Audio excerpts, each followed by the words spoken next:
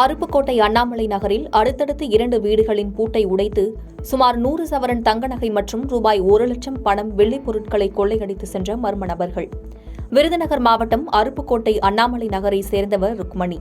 இவரது கணவர் கடந்த 10 வருடங்களுக்கு முன் இறந்துவிட்டதால் ருக்மணி தனியாக வசித்து வந்துள்ளார். இந்நிலையில் ருக்மணி வீட்டை பூட்டிவிட்டு மதுரையில் உள்ள உறவினர் வீட்டுக்கு சென்றுள்ளார். இந்நிலையில் அதிகாலை 2 மணியளவில் இருசக்கர வாகனத்தில் வந்த 2 மர்ம நபர்கள் வீட்டின் முன்பக்க கேட்டை உடைத்து உள்ளே சென்று பீரோவில் இருந்த 80 சவரன் தங்க நகைகள் மற்றும் தங்க காயின்கள் என மொத்தம் 100 சவரன் தங்க நகைகள், 1 லட்சம் பணம் மற்றும் வெள்ளிப் பொருட்களை கொள்ளையடித்து சென்றுள்ளனர்.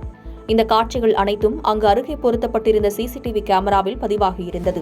மேலும் அதே தெருவில் வசிக்கும் அழகீசன் என்பவர் வீட்டிலும் பூட்டை உடைத்து 2 சவரன் தங்க நகை, ரூபாய் 20,000 பணம் மற்றும் பொருட்களை கொள்ளையடித்து சென்றுள்ளனர். இந்த கொள்ளை சம்பவம் தொடர்பாக போலீசார் வழக்கு பதிந்து சம்பவ இடத்தில் ஆய்வு செய்து விசாரணை மேற்கொண்டு வருகின்றனர். இந்நிலையில் அடுத்தடுத்து 2 வீடுகளில் நடந்த கொள்ளை சம்பவம் பொதுமக்களிடையே அதிர்ச்சியை ஏற்படுத்தியுள்ளது.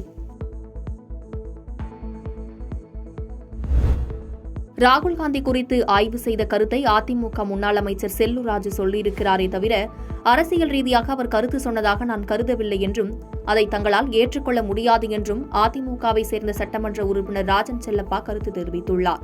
வைகாசி விசாகத்தை முன்னிட்டு திருப்பரங்குன்றம் அருள்மிகு சுப்பிரமணிய சுவாமி திருக்கோவிலுக்கு பால்குடம் சுமந்து வந்த பக்தர்களுக்கு அன்னதானம் வழங்கும் நிகழ்வை திருப்பரங்குன்றம் சட்டமன்ற உறுப்பினர் ராஜன் செல்லப்பா தொடங்கி வைத்தார். இதனைத் தொடர்ந்து செய்தியாளர்களை சந்தித்து பேசிய அவர், எய்ம்ஸ் மருத்துவமனை கட்டுமான பணி மந்தமாக தொடங்கப்பட்டாலும் மிக விரைவாக முடிக்க வேண்டும் என்று தெரிவித்தார்.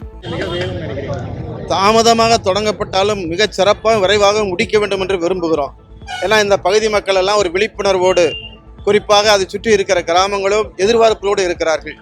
குறிப்பாக இந்த எய்ம்ஸ் மருத்துவமனை இன்றைக்கு சுற்றுப்புற சூழ்நிலையுடைய பொல்யூஷன் கண்ட்ரோலிருந்து அனுமதி கிடைத்துவிட்டு தன்னுடைய பணியை தொடங்கி இருக்கிறார்கள். அவர்கள் சொன்ன மாதிரி 33 மாதத்திலே முடிக்க வேண்டும் என்ற உணர்வோடு இருக்கிறார்கள். அந்த குறிப்பிட்ட நாளிலே முடித்தாலே அது போதுமானதாகத்தான் நாங்கள் கருதுகிறோம். அதற்கான வழிவகை என்ன என்பதை நிச்சயமாக இந்த அரசு ஆராய்கிறதா இல்லையா என்பதை கவனத்துக்கு கொண்டு வருவதிலே அதிமுகவும் எங்கள் பொதுச்செயலாளர் எடப்பாடியாரும் மிக சிறப்பாக தங்களுடைய பணியினை ஆற்றுவார்கள். பெரம்பலூர் அருகே உறவினரின் இல்ல நிகழ்ச்சிக்கு இருசக்கர வாகனத்தில் சென்ற தாய் மகள் மீது கார் மோதியதில் தாய் சம்பவ இடத்திலேயே உயிரிழந்தார். பெரம்பலூர் அருகே உள்ள சோமண்டாபுதூர் கிராமத்தை சேர்ந்த சந்தோஷம் மற்றும் அவரது மகள் கலையரசி இருவரும் நேற்று பெருமத்தூர் கிராமத்தில் உறவினரின் இல்ல நிகழ்ச்சியில் கலந்து கொள்வதற்காக இருசக்கர வாகனத்தில் சென்றுள்ளனர்.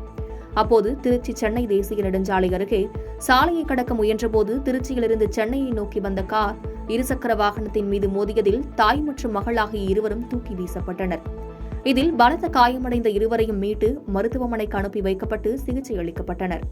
இந்நிலையில் தாய் சந்தோஷம் சிகிச்சை பலனின்றி உயிரிழந்தார். இந்த விபத்து குறித்து மங்களமேடு போலீசார் வழக்கு பதிவு செய்து விசாரணை நடத்தி வருகின்றனர்.